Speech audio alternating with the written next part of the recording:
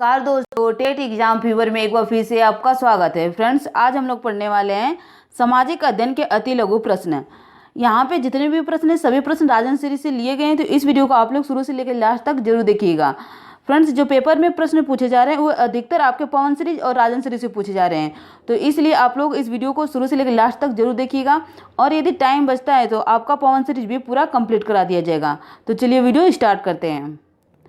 सबसे पहला प्रश्न है, प्राकृतिक संसाधन किसे कहते हैं? तो वे संसाधन जो प्रकृति में मुक्त रूप से पाए जाते हैं, जैसे कोयला, पेट्रोल आदि, ये प्राकृतिक संसाधन कहलाते हैं। अगला प्रश्न है, उत्तर प्रदेश के किस जनपद में बांध परियोजना स्थित है? बांध परियोजना का नाम भी लिखिए। तो इसका उत्तर हो जाएगा रिहंद बांध सोनभद्र जिले में स्थित है। अगला प्रश्न है, चिपको आंदोलन का किस क्षेत्र में महत्वपूर्ण योगदान रहा? तो इसका उत्तर है चिपको आंदोलन का वन बचाओ अभियान में महत्वपूर्ण योगदान रहा। और चिपको आंदोलन का नेतृत्वकर्ता कौन थे?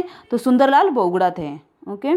अगला प्रश्न है, जैव विविधता किसे कहते हैं? तो किसी स्थान पर विशेष पर पाई जाने वाली विभिन्न जंतुओं और उनकी प्रजातियों की संख्या जैव विविधता कहलाती है। ओके, तो इसको आप लोग ध्यान में रखिएगा। अगला प्रश्न है, माल्थस का जनसंख्या सिद्धांत बताइए। तो इसका उत्तर हो जाएगा जनाधिक्य से आशय देश में उपलब्ध खाद्य सामग्री की तुलना में जनसंख्या के अधिक होने से है। ओके फ्रेंड, अगला प्रश्न है, समांतर माध्य ज्ञात करने का सूत्र लिखिए। तो समांतर माध्य ज्ञात करने का सूत्र है A बराबर सिग्मा x बटे n। अगला प्रश्न है, 1857 ईस्वी स्वतंत्रता संग्राम के कारण बताइए। तो 1857 स्वतंत्रता संग्राम के कारण थे ईसाई धर्म का प्रचार, जातिवाद की उपेक्षा, चर्बी लगे कारतूसों का प्रयोग, भेदभाव की नीति, कुटीर उद्योग धंधों का विनाश। ओके।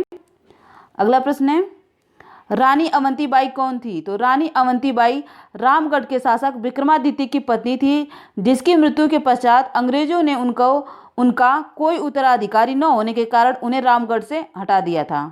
ओके।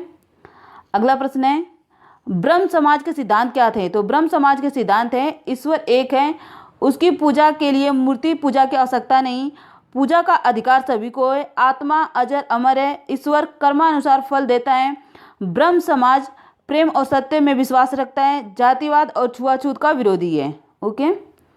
अगला प्रश्न है, श्रीमती एनी बेसेंट मूलतः कहाँ की निवासी थी? तो श्रीमती एनी बेसेंट मूलतः आयरलैंड की निवासी थी। अगला प्रश्न है, अखिल भारतीय कांग्रेस की स्थापना कब हुई? इसकी स्थापना का श्रेय किसको दिया जाता है? तो फ्रेंड्स, इसका उत्तर हो जाएगा अखिल भारतीय कांग्रेस की स्थापना 1885 की हुई तथा इसकी स्थापना का श्रेय A.O. ह्यूम को दिया जाता है। ओके।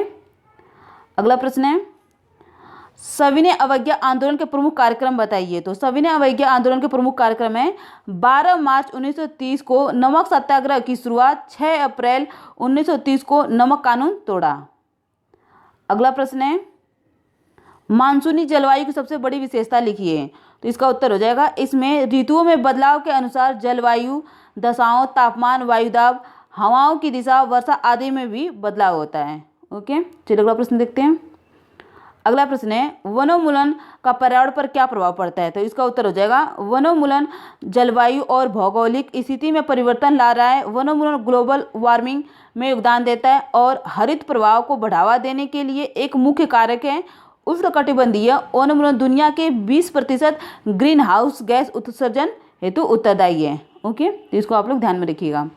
चलिए अगला प्रश्न देखते हैं। अगला प्रश्न है, भारत का राज चिन्ह अशोक स्तंभ कहाँ से अनुकृति किया गया है? तो फ्रेंड्स, इसका उत्तर हो जाएगा अशोक चिन्ह भारत का राजकीय प्रतीक है, इसको सारनाथ में मिली अशोक लाट से लिया गया है। फ्रेंड्स, अगला प्रश्न है, उत्तर प्रदेश की प्रमुख नदियों की लंबाई को घटते हुए क्रम से लिखिए। तो इसका उत्तर हो जाएगा उत्तर प्रदेश की प्रमुख नदियों की लंबाई को घटते हुए क्रम में दिया गया है। सिंधु नदी की लंबाई 3180 किलोमीटर है। दूसरे नंबर पर गंगा नदी की लंबाई 2525 किलोमीटर है। तीसरे नंबर पर यमुना नदी की लंबाई 1376 किलोमीटर है। चौथे नंबर पर कर्नाली या घाघरा नदी की लंबाई 1080 किलोमीटर है। फिर उसके बाद पाँचवें नंबर पर चंबल नदी की लंबाई 960 किलोमीटर है। फिर उसके बाद है छठवें नंबर पर गोमती नदी की लंबाई 900 किलोमीटर है। और सातवें नंबर पर रामगंगा नदी की लंबाई 690 किलोमीटर है। और फिर उसके बाद 8वें नंबर पे राप्ती नदी की लंबाई 600 किलोमीटर है और 9वें नंबर पर है बेतवा नदी की लंबाई 590 किलोमीटर है। ओके, तो इसको आप लोग ध्यान में रखिएगा। चलिए आगे देखते हैं।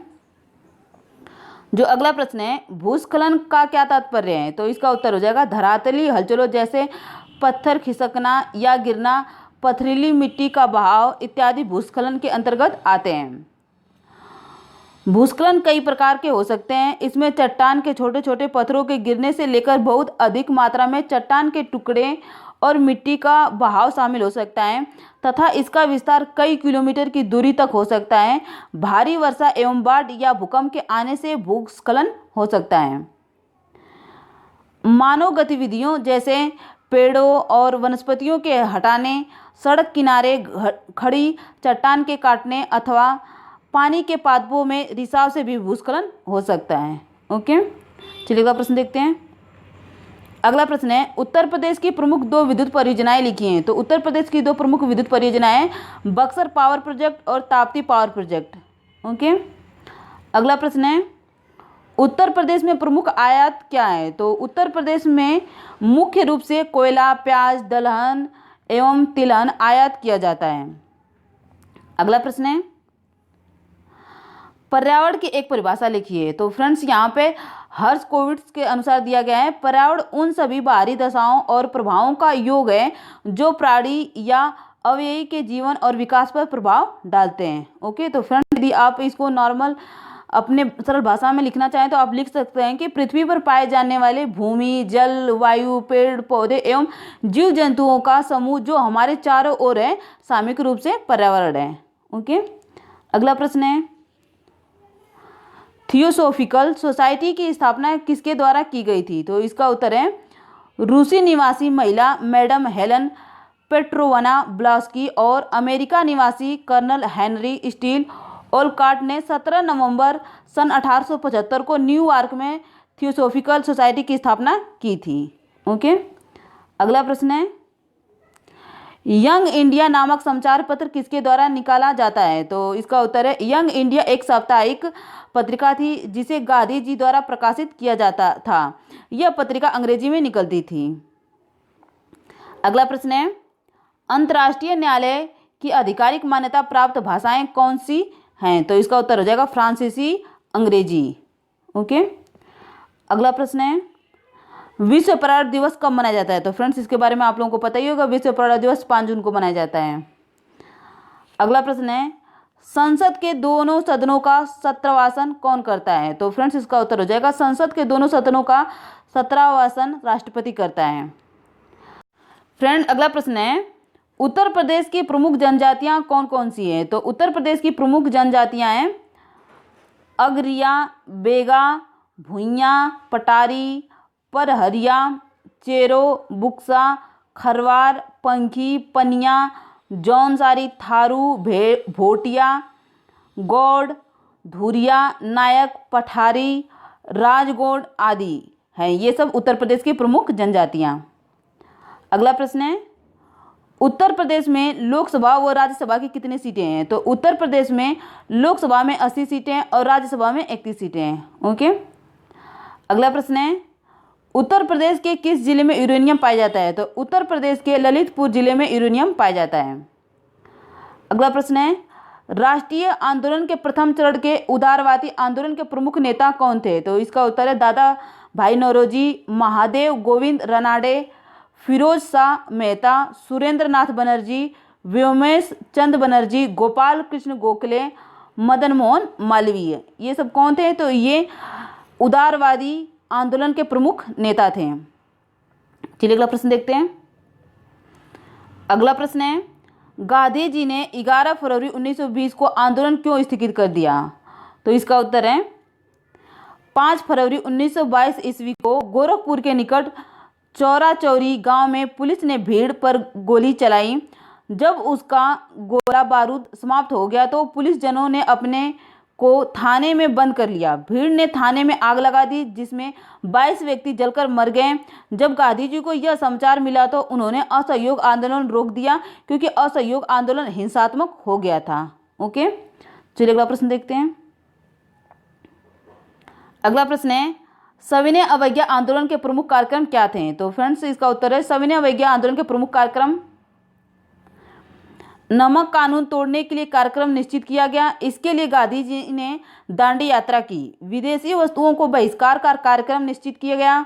गांधी जी ने गांव में ताड़ी के सभी वृक्षों को काट डालने का आदेश दिया। गांव में जातीय पंचायतों से अपील की गई कि अपने बिरादरी वालों से मदिरा का त्याग का अनुरोध करें। ओके, तो इसको आप लोग ध्यान में रखिएगा। अगला प्रश्न है, जिन्ना ने गांधी पर क्या आरोप लगाया था? तो फ्रेंड्स इसका उत्तर है जिन्ना ने गांधी जी पर आरोप लगा कि गांधी जी हिंदूवादी हैं। उसने कहा कि पिछले 10 वर्षों में जो हिंदू मुस्लिम तनाव बढ़ा है उसके लिए गांधी जी और कांग्रेस जिम्मेदार हैं। प्रांतों में कांग्रेस मंत्रिमंडल को बहुसंख्यक मुसलमानों का विश्वास प्राप्त नहीं है। गांधी जी हिंदूवादी विचारधारा से काम कर रहे हैं। ओके, चलिए आगे देखते हैं।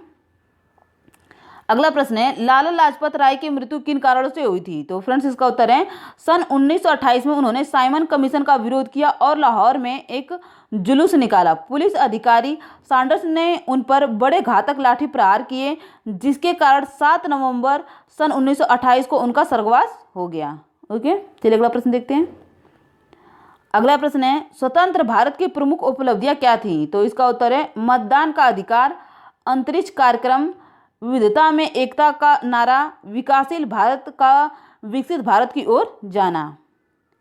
अगला प्रश्न है, यूनेस्को का पूरा नाम अंग्रेजी में लिखते हुए उसका कार्य बताइए। तो इसका उत्तर है United Nation Educational Scientific and Cultural Organization, और कार्य है शिक्षा, प्रकृति तथा समाज विज्ञान, संस्कृति तथा संचार के माध्यम से अंतर्राष्ट्रीय शांति को बढ़ावा देना है। ओके, तो इसको आप लोग ध्यान में रखिएगा। अगला प्रश्न है, भारत के अंतर्गत कौन कौन से द्वीप समूह आते हैं? तो भारत के अंतर्गत अंडमान और निकोबार द्वीप समूह, लक्षद्वीप समूह आते हैं। अगला प्रश्न है, भारतीय जलवायु को प्रभावित करने वाले कारक बताइए। तो भारतीय जलवायु को प्रभावित करने वाले कारक हैं स्थिति, ऊंचावच, भूपृष्ठीय हवाएं, और अगला है उपरीतन वायु धाराएं। ओके, चलिए अगला प्रश्न देखते हैं।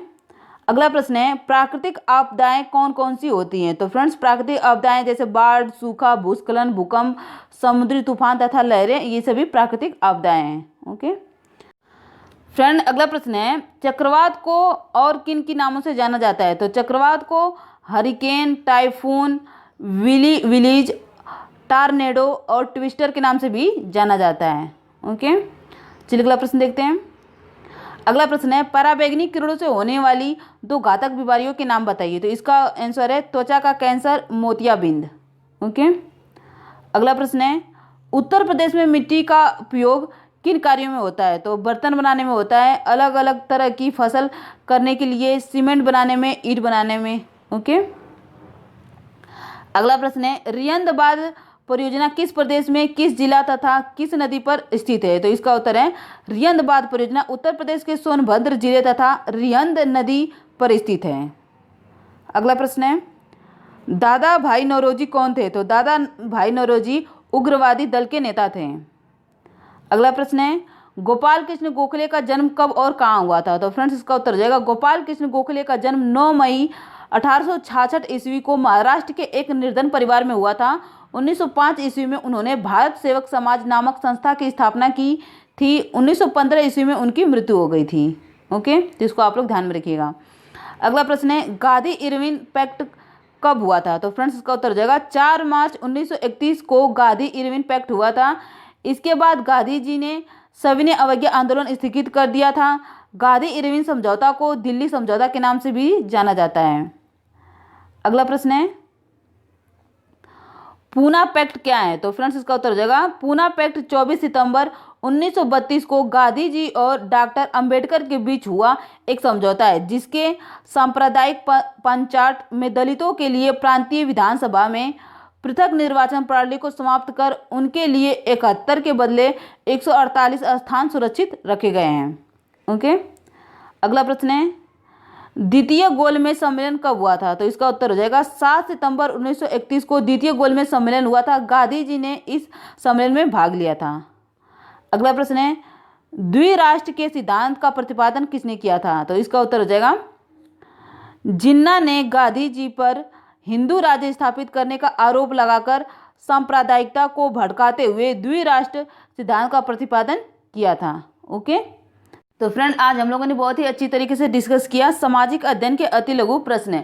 तो फ्रेंड्स यदि आपको ये वीडियो पसंद आती है तो प्लीज़ ऐसे लाइक शेयर सब्सक्राइब कीजिएगा। धन्यवाद।